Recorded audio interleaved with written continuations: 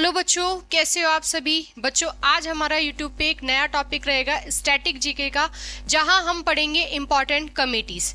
ठीक है, इस वाली वीडियो में आज हम पढ़ेंगे कुछ पुरानी कमिटीज, साथ में कुछ नई। इसके अलावा एक और वीडियो आएगी कमिटीज की, जिसमें प्रीवियस ईयर में जितनी भी कमिटीज पूछी हुई हैं वो सारी कमिटीज भी डिस्कस करेंगे, साथ में उसकी एक्सप्लेनेशन के साथ भी। क्योंकि जैसे जैसे पेपर का पैटर्न बदल रहा है तो वैसे हमें कमिटीज के साथ साथ उसके मेन पॉइंट तो पता होने ही चाहिए, लेकिन साथ में उस कमेटी से जुड़े हुए और एक्स्ट्रा फैक्ट भी हम पढ़ेंगे। तो वो सारी चीजें हम हमारी नेक्स्ट वीडियो में कंप्लीट करेंगे।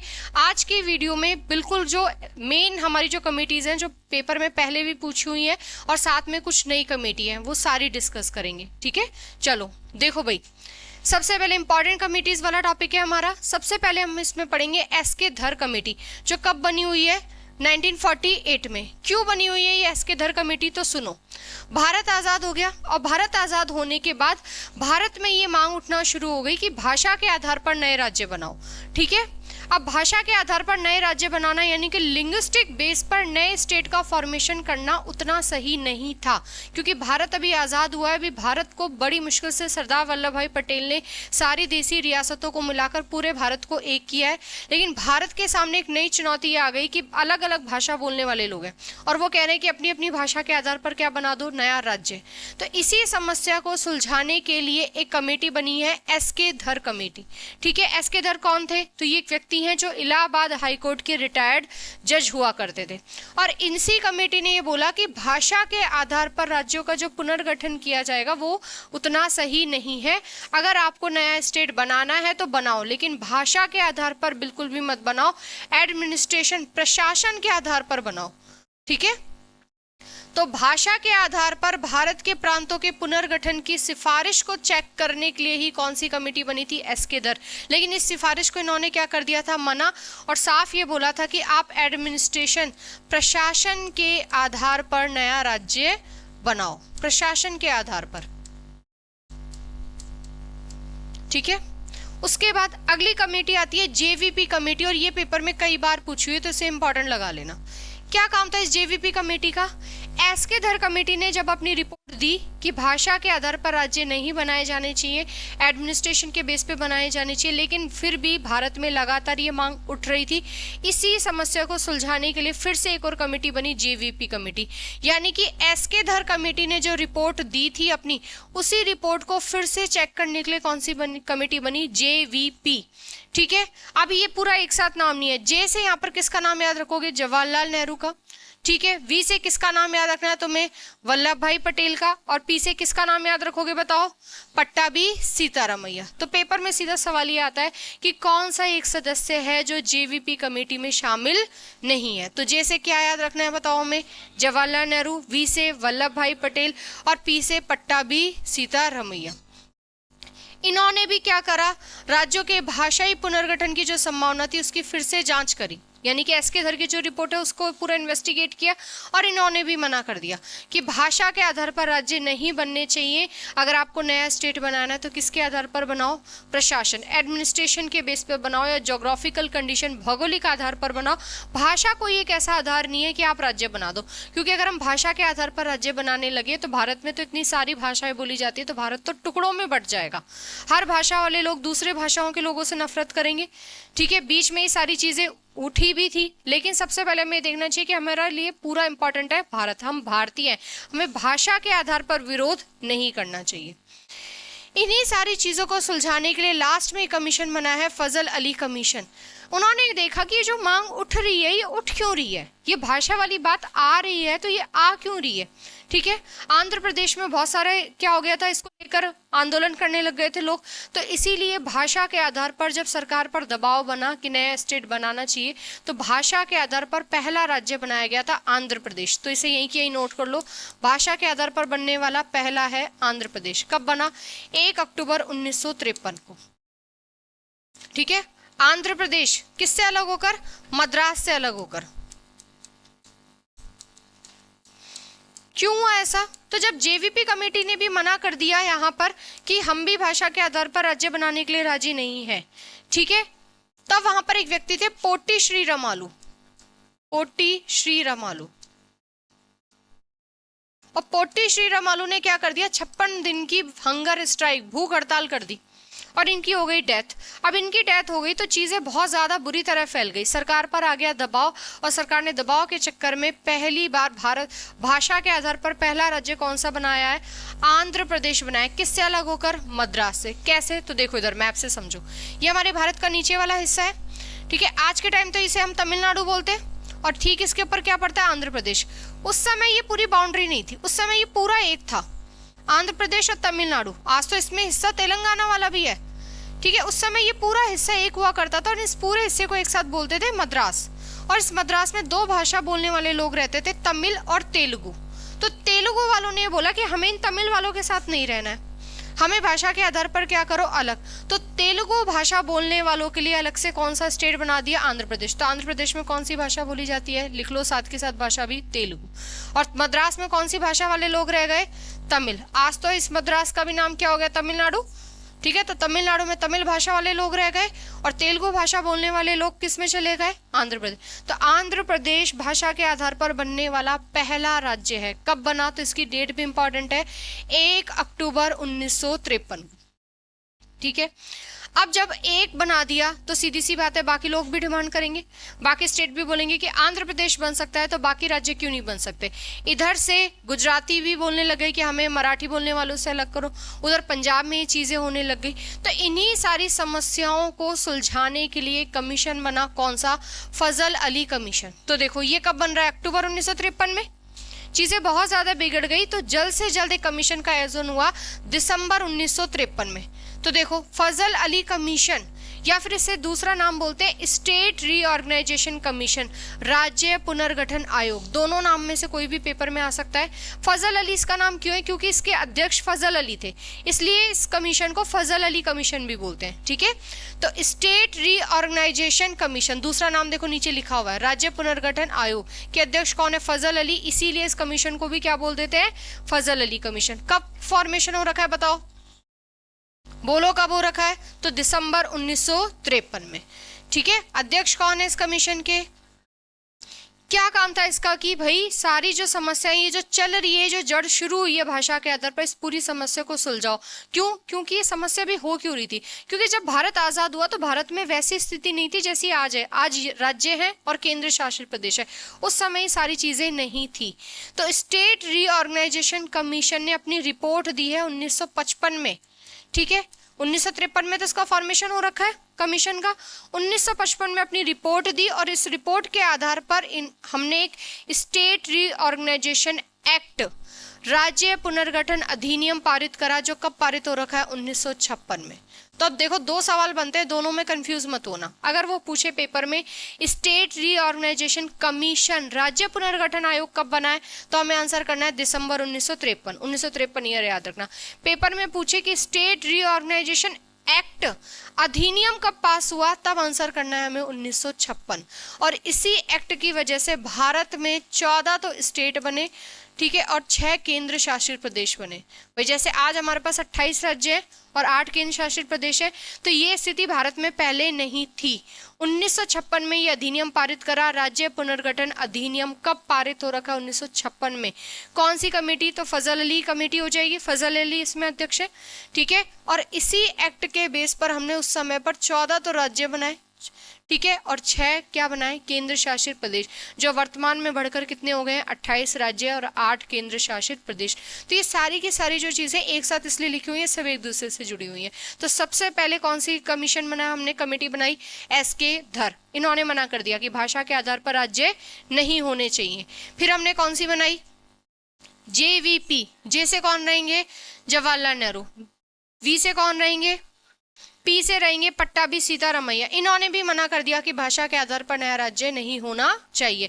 लेकिन एक व्यक्ति नहीं माने, पोट्टी श्रीरामालू भूख हड़ताल पर बैठ गए, 56 दिन की हंगर स्ट्राइक करने के बाद इनकी हो गई डेथ। तो यहाँ पर भाषा के आधार पर पहला राज्य कौन सा बनाया गया, आंध्र प्रदेश। कब बनाया, इसकी डेट इंपॉर्टेंट है, 1 अक्टूबर 1953। और पूरी डेट याद रखना, सिर्फ 1953 याद करने से काम नहीं चलेगा। आंध्र प्रदेश किससे अलग होकर बना, मद्रास। तो देखो इधर ये पूरा एक साथ था मद्रास, अब अलग रह गया तमिलनाडु और आंध्र प्रदेश। तो आंध्र प्रदेश में तो तेलुगु भाषा वाले लोग रह गए और तमिलनाडु में कौन सी भाषा वाले लोग रह गए, तमिल। ठीक है।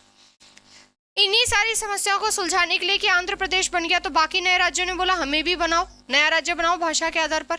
तो इन्हीं सारी समस्या को सुलझाने के लिए हमने क्या बनाया कि स्टेट रीऑर्गेनाइजेशन कमीशन, राज्य पुनर्गठन आयोग बनाया, जिसके अध्यक्ष कौन थे? फजल अली।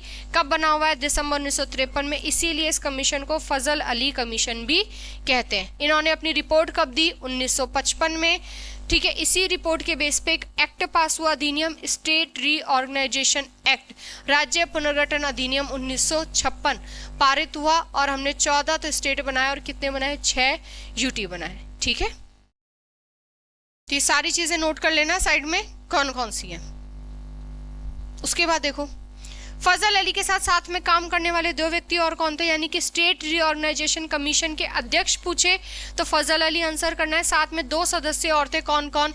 हृदय नाथ कुंजरू और KM पणिकर। ठीक है। और विभिन्न राज्यों की मांगों पर विचार करने के लिए हमने बना रखा था ये, तो याद रखना स्टेट रीऑर्गेनाइजेशन कमीशन में कितने लोग शामिल है? टोटल 3। एक है अध्यक्ष फजल अली और 2 सदस्य कौन है बताओ? हृदय नाथ कुंजरू और KM पणिकर। टोटल हैं 3। JVP में J से जवाहरलाल नेहरू, V से वल्लभ भाई पटेल और P से किसका नाम याद रखना है हमें? पट्टाभी सीतारमैया। तो S के धर, JVP, स्टेट रीऑर्गेनाइजेशन कमीशन, ये तीनों की तीनों राज्य से रिलेट करती है। उसके बाद आती है सबसे इंपॉर्टेंट कमेटी, सरदार स्वर्ण सिंह कमेटी।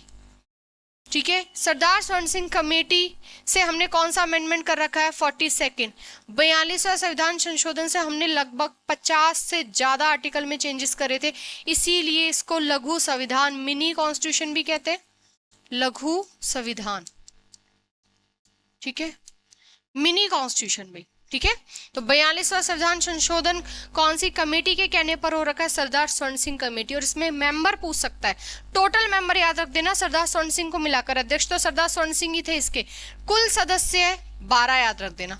12 यानी कि एक अध्यक्ष प्लस 11 सदस्य। अब 11 सदस्यों के नाम याद रखने की जरूरत नहीं है, सीधा हमारे लिए इंपॉर्टेंट है कि सरदार स्वर्ण सिंह कमेटी में कितने सदस्य थे, तो कितने याद रखने हैं हमें? 12। इसी कमेटी के कहने पर कौन सा संशोधन हो रखा है? 42वां। इस समय किसकी सरकार थी? तो इंदिरा गांधी की सरकार थी। और प्रेसिडेंट कौन थे? और इसे 42वें संविधान संशोधन से हमने क्या जोड़े हैं? फंडामेंटल ड्यूटी, मौलिक कर्तव्य। और मौलिक कर्तव्य बताओ हमने कहाँ से लिए हैं? पॉलिटी में मैं आपको सोर्सेज वाला टॉपिक पढ़ा चुकी हूँ, रशिया, रूस से ले रखे हैं। कहाँ से ले रखे हैं हमने? फंडामेंटल ड्यूटी रूस से ले रखे हैं। तो फंडामेंटल ड्यूटी भी सरदार स्वर्ण सिंह कमेटी के कहने पे जुड़ी है। पूरा का पूरा 42वां संविधान संशोधन भी किसके कहने पे जुड़ा हुआ है? सरदार स्वर्ण सिंह। टोटल कितने मेंबर थे? कुल अध्यक्ष सहित पूछे तो कितने याद रखने हैं? 12 ऑप्शन में नहीं हो तो इसका मतलब फिर वो हमसे 11 पूछ रहे। ठीक है। उसके बाद आती है पंचायती राज से रिलेटेड। ठीक है। जिसमें सबसे इंपॉर्टेंट है बलवंत राय मेहता कमेटी, जो पेपर में कई बार पूछी हुई है। तो देखो इधर पंचायती राज पढ़ लिया हमने, तो पंचायती राज के बारे में बताओ हमने पंचायती राज कहाँ कहाँ पढ़ा? पार्ट 9 में पढ़ा और अनुसूची 11 में पढ़ा। ठीक है। पंचायती राज। ठीक है। पंचायती राज कौन सी लिस्ट में आता है? स्टेट लिस्ट में आता है, ये बात भी हम पढ़ चुके थे, स्टेट लिस्ट में आता है।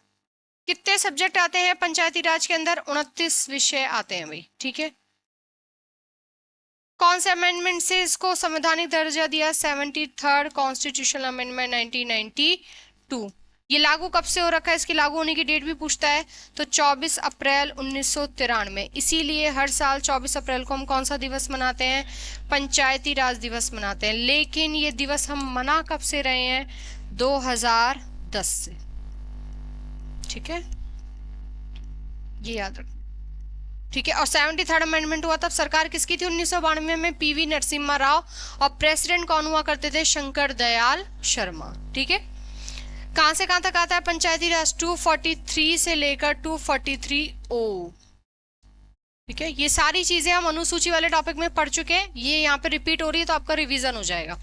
देखो अब बलवंत राय मेहता कमेटी कब की बनी हुई है? 1957 की। तो इनके ईयर भी पूछता है इंपॉर्टेंट कमेटीज के कि बलवंत राय मेहता कमेटी किस वर्ष गठित हो रखी है, तो क्या आंसर करना है? 1957 में। किस लिए? पर्पस क्या था इसका? लोकतांत्रिक विकेंद्रीकृत स्थानीय सरकार की स्थापना, यानी कि डिसेंट्रलाइज्ड। डिसेंट्रलाइजेशन का मतलब क्या होता है? एक होता है सेंट्रलाइजेशन, केंद्रीकृत, एक होता है डिसेंट्रलाइजेशन। ठीक है। विकेंद्रीकरण का मतलब क्या होता है? जब आप शक्तियां एक हक के हाथ में ना रखे, शक्तियां बांट देते हो। शक्तियों को बांट दिया यानी कि विकेंद्रीकरण कर दिया, शक्तियों को इकट्ठा करके एक ही व्यक्ति के हाथ में दे रखा, इसका मतलब सेंट्रलाइजेशन हो गया, केंद्रीकरण हो गया। तब इन्होंने यहाँ पर बोला कि जो हमारा लोकल सेल्फ गवर्नमेंट है, हमारी स्थानीय सरकार है, इसका भी हमें विकेंद्रीकरण करना चाहिए। ठीक है, तो इसीलिए इन्होंने किसकी स्थापना करने पे बात की है, पंचायती राज। ठीक है, तो ये याद रखना टॉपिक की बलवंत राय मेहता जो कमेटी है वो क्यों स्थापित की गई है। फिर इन्होंने बोला कि ये जो आप बना रहे हो, जो पूरी एक संस्था बना रहे हो पंचायती राज नाम की, इसके भी कितने पार्ट होने चाहिए, त्रिस्तरीय होनी चाहिए। कईयों ने द्विस्तरीय भी बताई है, लेकिन वर्तमान में कौन सी चल रही है, त्रिस्तरीय। तो पेपर में क्योंकि वर्तमान में चल रही है तो वर्तमान वाली की कमेटी ज्यादा पूछता है। तो त्रिस्तरीय पंचायती राज व्यवस्था की बात कौन सी कमेटी ने करी है, बलवंत राय।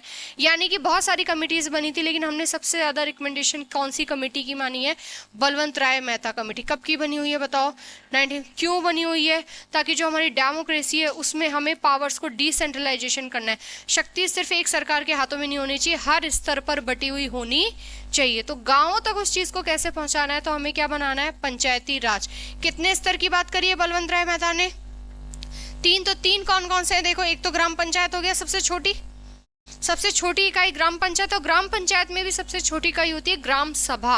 आर्टिकल 243 कैपिटल ए में आता है ग्राम सभा। ठीक है, तो ग्राम पंचायत, फिर पंचायत समिति और उसके बाद जिला परिषद। तो एक तो ये 3 स्तर याद होने चाहिए, कौन कौन से, ग्राम पंचायत, पंचायत समिति और जिला परिषद। तो त्रिस्तरीय पंचायती राज व्यवस्था की बात कौन सी कमेटी से मानी हमने, बलवंत राय मेहता कमेटी। पेपर में बहुत इंपॉर्टेंट है ये वाली।